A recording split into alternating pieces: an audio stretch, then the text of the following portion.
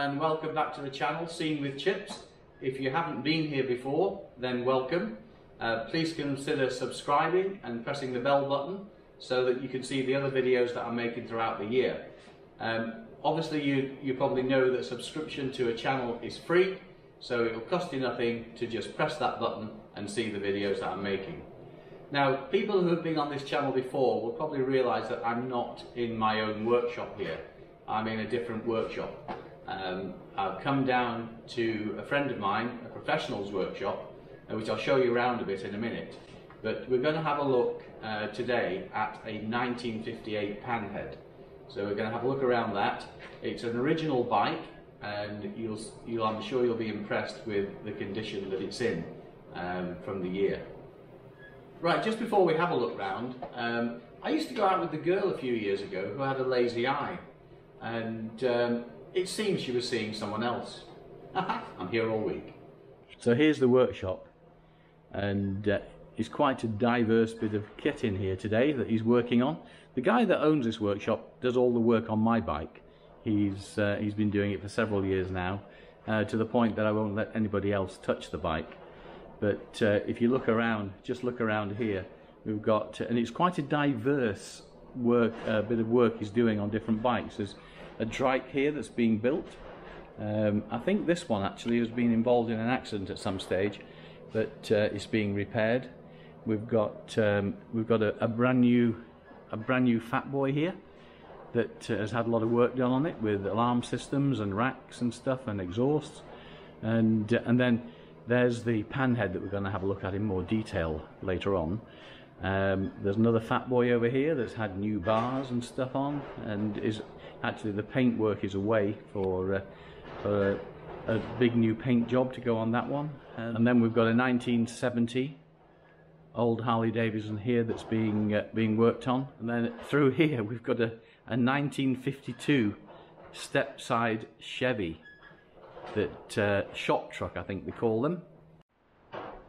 And then that takes us into another workshop, lathes, drills, welding equipment. So there's nothing really that this chap can't do in this particular workshop here.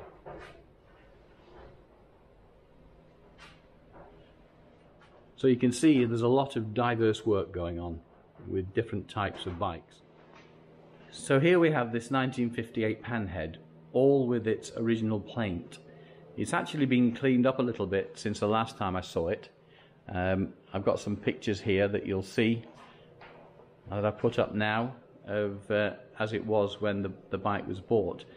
But it has a particular history, this bike.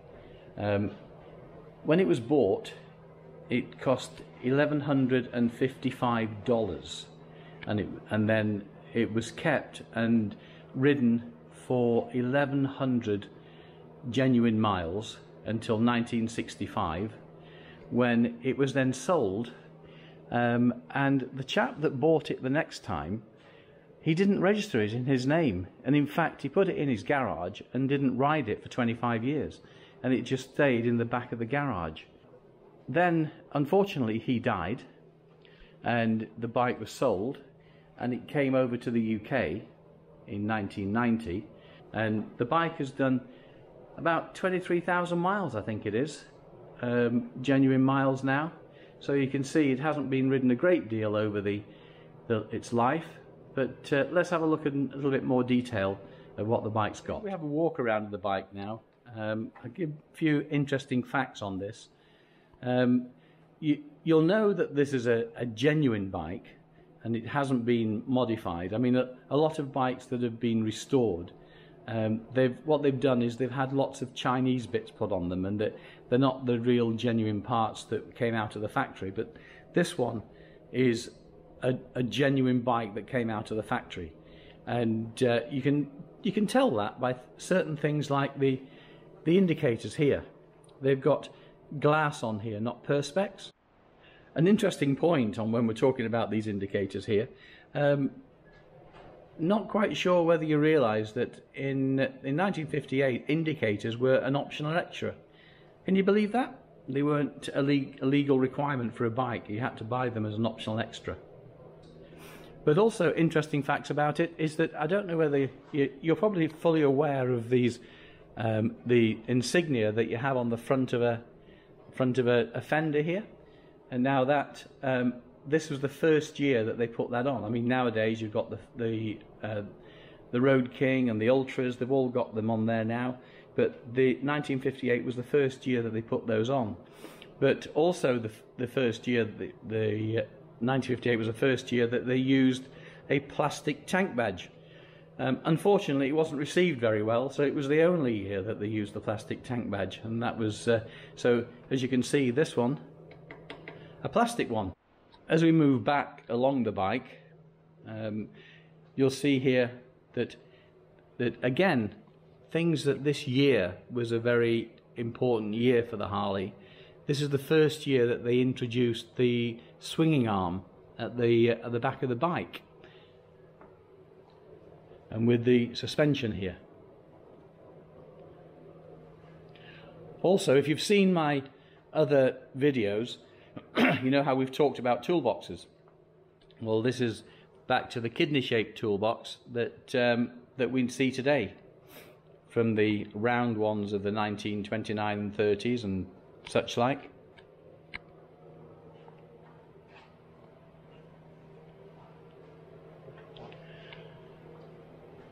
You see, this is so genuine. See the seat here, still the original seat.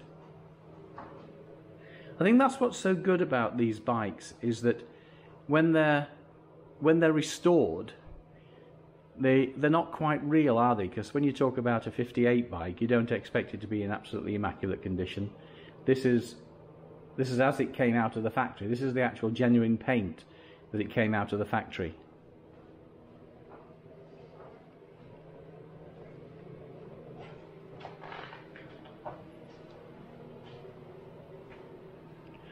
Now, there's some interesting parts down here that you probably wouldn't really want to know what this is, but this is actually a footrest. It's a footrest for a buddy seat, so a pillion seat. So they call them buddy seats in those days. Obviously this one doesn't have a buddy seat, but it still has the footrest on here. Also, 58 was the first year they actually introduced the foot gear change and took it off the tank. And also you've got the rear shifter, which I believe nowadays, I mean, they put it on here in this year of bike as a standard option. I think nowadays, I think if you look at the Road King, I think they've taken that out as a standard, but it's in the book to buy as an optional extra. Crafty, eh? This here is, if you watch this open,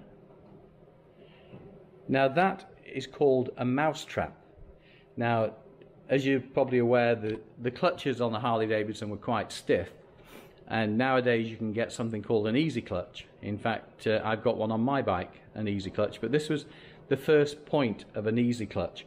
The mousetrap was to help ease the release of the clutch. While I've been recording this video, the person that owns it has been pointing out loads and loads of stuff on this bike that was so interesting, but it would take the video far too long to film, to get everything in. But just something that I think is really quite important is that you see the dash here in chrome. Well, for some reason on this side here there's the normal trip switch that you get on modern bikes as well. Well, certainly on up until you've got them on the handlebars with all the electronics, but on my bike, which is a 2002, I've still got that. But they drilled it all the way through to here for some reason. I don't know whether they're going to put a switch on this side, but they drilled it all the way through. But how you know this is a genuine bike and this piece isn't an aftermarket part is that this little blanking plate here is nickel. It's not chrome. If you bought it from China and shoved it on as an after part, that would be chrome. Nice little point. While we're up on the dash here, something else that proves that this bike is genuine and unrestored is on this damper. What would you call this? A damper dial. a damper dial. There's a white ring around that. Do you see that? Now that is proof that this is an unrestored bike. Lots of others that you see, they just don't have that on. Because obviously what they would do is repaint the knob, but then they wouldn't put the little bit of detail of that white ring back. Also, I told you about the indicators being an optional extra. These little lights here, they're to give you an indication that you've left your indicator on. Useful asset. While we've been having a few cups of coffee and discussing this bike, we've just been talking about the future of what's going to happen to it. And this isn't going to go in with the collection of the other bikes that you've been seeing me video before in the vintage collections. This bike's going to be ridden. It's going to be the gentleman's bike. He's going to be going down to the local village for a coffee on a Sunday morning and using this bike all the time. Now, unfortunately, when inspecting it and having a look around it, the wiring loom that it's got on it, and if I go around, I'll probably be able to find some bits of the wire that we can look at. Little wiring looms here. They're probably not going to be up to, with it being a 6-volt system as well, they're probably not going to be up to the riding now. So it's going to be rewired with a reproduction colour for colour wiring loom. It's something that has to be done because the other one probably wouldn't. It would stop too many times on the road. We don't want that. So, looking at the harness, here we have the wiring harness for the bike. A reproduction wiring harness for this particular year, because evidently, I didn't know this, I've just been told by the guy that owns it, and the difficulties that he's having is that this particular wiring harness was only used for the 1 year, 58. So it has to be that particular one. And there's a company in America that makes these reproduction harnesses, wiring harness, to fit the 58 Panhead. And I tell you what, just look at that. Can you see the wires? Do you fancy doing that? Do you fancy wiring it up? I wouldn't know where to start. I really wouldn't. But he's a clever lad and he'll do it. And I'm sure that in the summer, when we come down here, this bike will be running and we'll be riding down to the local coffee shop on a Sunday morning. I enjoyed looking around that bike, and especially as it's got a fantastic history, but also it's more to do with what's going to happen to it in the future. It's not going to just be a restored bike and stuck in a museum or a vintage collection and not ridden. It's actually going to be ridden on high days and holidays when the sun's out, and it's nice to see a bike of that age back on the road. So in the summer, when the bike's back on the road and the weather's nice, then we'll be back here and taking some video of the bike going down the road, which I think will be very exciting. So please join me next time, subscribe and press the bell button for the channel, and I'll see you again. Bye for now.